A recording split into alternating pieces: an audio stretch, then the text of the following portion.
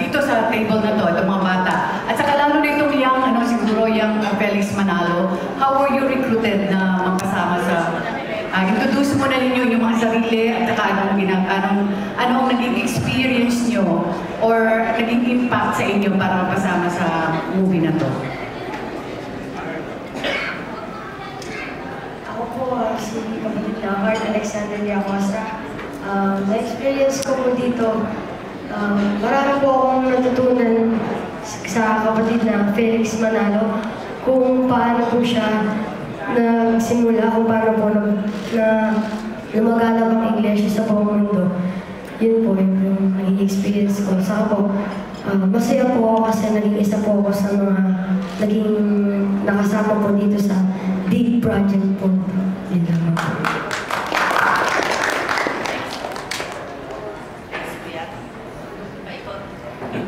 Sa lahat ng kasama sa mukha.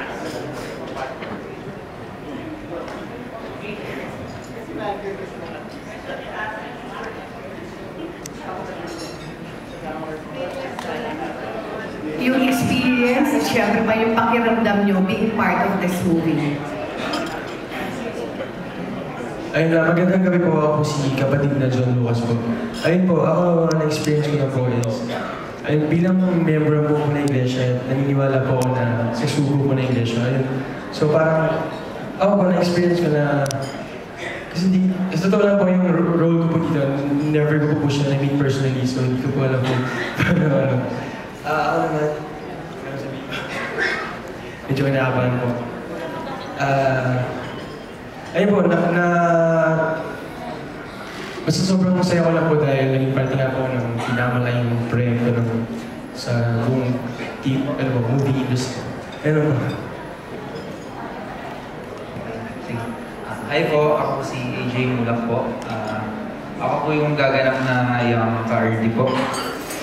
Experience po, bilang bagong kapatid din po na-convert po. Opo,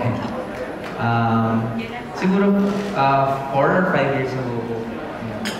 Tapos, siguro life-changing din po siya kasi talaga pong nung nalaman ko po yung parang sabi-sabi na yung mga balita na may gagawin po movie na Felix Manalo po, parang talagang pinangarap ko na po na maging part. Kahit po extra lang, kahit maging role ko lang po.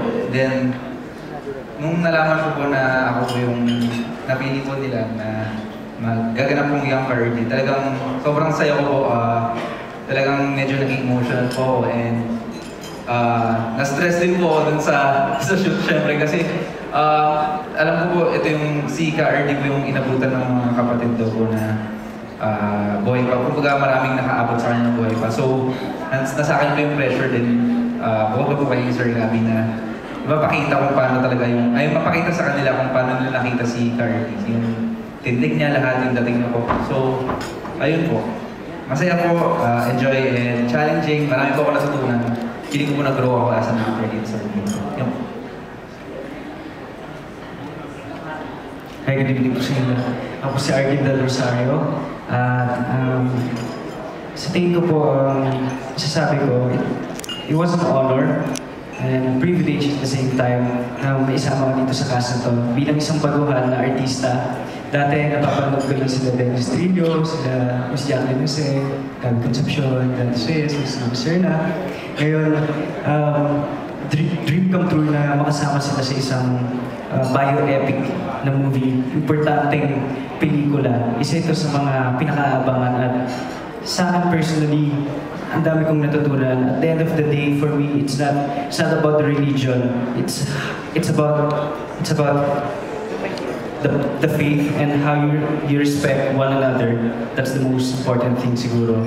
And at the same time, Direk Joel Labangan, siyempre napakagaling na director. Bilang isang baguhan, alam ko marami pa akong matutunan. And this movie, isang kabang-abang na pelikula.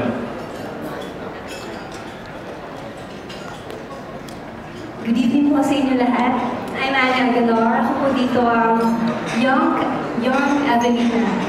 And I am just really thankful and grateful na makasama ko dito sa big project na